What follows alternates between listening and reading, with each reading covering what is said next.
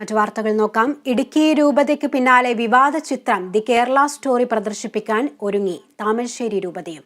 KCYM, Syro Malabar youth movement എന്നിവരാണ് പ്രദർശനത്തിന് നേതൃത്വം കൊടുക്കുന്നത്. ശനിയാഴ്ച സിനിമ പ്രദർശിപ്പിക്കുമെന്നാണ് അറിയാൻ കഴിയുന്നത്. വിവരങ്ങൾ നൽകാൻ ഇപ്പോൾ കോഴിക്കോട് നിന്നും മേഘന മുരളി നമ്മളോടൊപ്പം ചേരുന്നുണ്ട്. മേഘന, വലിയ രീതിയിലുള്ള വിവാദങ്ങൾക്ക് ഇടയാക്കിയ ഒരു ചിത്രമായിരുന്നു ഇടുക്കി രൂപത കഴിഞ്ഞ ദിവസം പ്രദർശിപ്പിച്ചപ്പോൾ. ഇതിനെതിരെ വലിയ രീതിയിലുള്ള പ്രതികരണങ്ങളൊക്കെ ഉണ്ടായിട്ടുണ്ടായിരുന്നു. ഇപ്പോൾ താമരശ്ശേരി രൂപതയും സിനിമ പ്രദർശിപ്പിക്കാൻ പോകുന്നു എന്നറിയാൻ കഴിയുന്നു.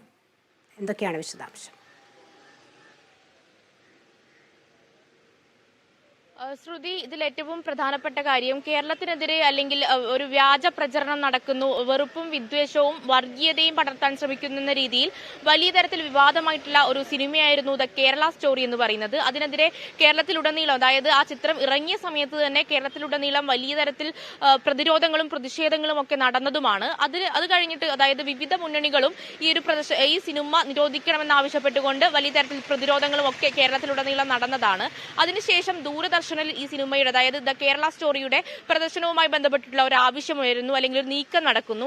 അതിനെതിരെയും വലിയ പ്രതിഷേധങ്ങൾ ഉണ്ടാകുന്നു. അതിനുശേഷമാണ് ഇടുക്കി രൂപതയിൽ രൂപത ബിഷപ്പിന്റെ നേതൃത്വത്തിൽ, അതായത് രൂപതയിലെ വിദ്യാർത്ഥികൾക്കും +1, +2 വിദ്യാർത്ഥികൾക്കും വിവിധ യൂണിറ്റുകളിലും ഈ സിനിമ പ്രദർശിപ്പിച്ചുകൊണ്ട് ഒരു നടപടിയിലേക്ക് നീങ്ങിയത്. ഇതും വലിയ തരത്തിൽ വിവാദമായിരുന്നു. കാരണം ഈ ഇത്തരത്തിലുള്ള പ്രദർശനങ്ങളൊന്നും ഒട്ടും നിഷ്കളങ്കമായിട്ട് കാണാൻ കഴിയില്ല എന്നുള്ളതാണ് ഏറ്റവും പ്രധാനപ്പെട്ട കാര്യം. കാരണം ഇതിൽ ഇടുക്കി രൂപതയുടെ അടക്കം പ്രധാനപ്പെട്ട വാദം എന്ന് പറയുന്നത് കുട്ടികളെ വിശ്വാസത്തിന്റെ ഭാഗമായിട്ട് ഈ സിനിമ പ്രദർശിപ്പിക്കുന്നു എന്നുള്ളതാണ്. മാത്രമല്ല, ബോധവൽക്കരണത്തിന്റെ ഭാഗമായി ഈ സിനിമ പ്രദർശിപ്പിക്കുന്നു എന്നുള്ള ഒരു വാദമായിരുന്നു ഇടുക്കി രൂപത അന്ന് ഉന്നയിച്ചിട്ടുണ്ടായിരുന്നത്. കാരണമല്ല, ചെറിയ കുട്ടികളടക്കം പ്രണയത്തിലും മറ്റും അകപ്പെടുന്നു. അതിന്റെയൊക്കെ ഒരു ചതിക്കുഴികൾ മനസ്സിലാക്കാൻ വേണ്ടിയിട്ടാണ് ഈ സിനിമ പ്രദർശിപ്പിക്കുന്നത് എന്നുള്ള ഒരു വാദമായിരുന്നു ഇടുക്കി രൂപത ഉന്നയിച്ചിട്ടുണ്ടായിരുന്നത്. ആ സമയങ്ങളിലും വലിയ പ്രതിഷേധങ്ങളും പ്രതിരോധങ്ങളും ഒക്കെ ഉണ്ടാവുന്നുണ്ട്. അതായത് ഇടുക്കി രൂപതയ്ക്കെതിരെ അടക്കം വലിയ തരത്തിൽ, അതായത് കേരളത്തെ ഏറ്റവും മോശമായി ചിത്രീകരിക്കാൻ ശ്രമിക്കുന്ന ഒരു സിനിമ അത് ഈ രൂപതകളിൽ, പ്രത്യേകിച്ച് അതായത് കുട്ടികൾ എന്ന് പറയുന്നത് പ്രത്യേകിച്ച് കൃത്യമായിട്ട് നിലപാടുകളോ അല്ലെങ്കിൽ കൃത്യമായിട്ട് അവരെ വശീകരിക്കാൻ പറ്റുന്ന ഒരു സമയമാണ്, അവരുടെ നിലപാടുകളെ ചൂഷണം ചെയ്യാൻ പറ്റുന്ന ഒരു സമയമാണ്. അതുകൊണ്ട് തന്നെ അവരെ മുതലെടുക്കുന്നു എന്ന രീതിയിൽ ഇടുക്കി രൂപതയ്ക്കെതിരെ വലിയ വിമർശനം വന്നിട്ടുണ്ടായിരുന്നു. അതിനു പുറമെയാണ് താമരശ്ശേരി രൂപതയും ഇപ്പോൾ ദ കേരള സ്റ്റോറി പ്രദർശിപ്പിക്കുമെന്നുള്ള ഒരു അറിയിപ്പ് നൽകിയിട്ടുള്ളത്.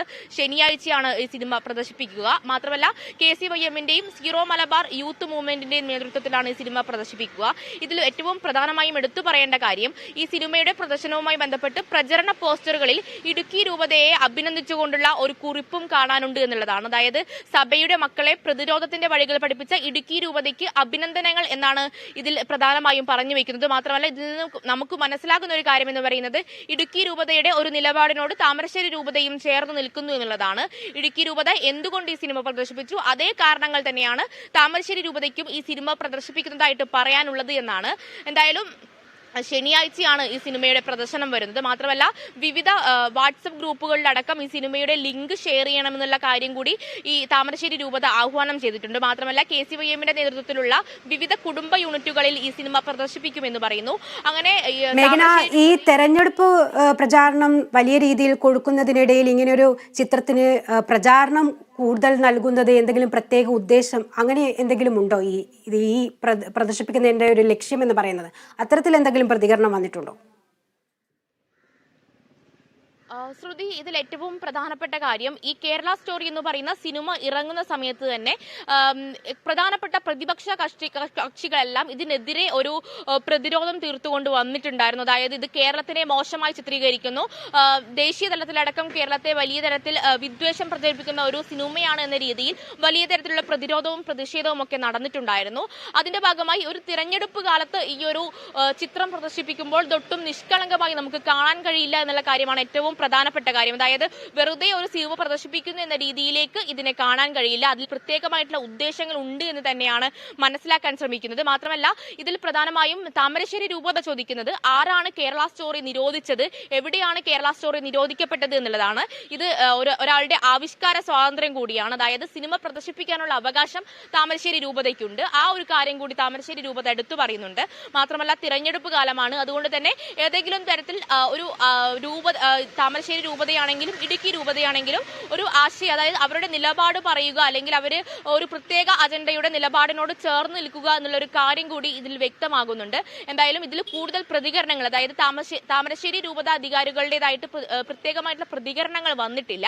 എന്നിരുന്നാലും ഇതിൽ ഈ ഒരു പ്രദർശനം എന്ന് പറയുന്നത് അത്രയധികം നിഷ്കളങ്കമായി കാണാൻ കഴിയില്ല. മാത്രമല്ല ഇത് വ്യാപകമായ രീതിയിൽ പ്രചരിപ്പിക്കണമെന്നുള്ള ഒരു ആഹ്വാനം കൂടി താമരശ്ശേരി രൂപത നൽകുന്നുണ്ട്.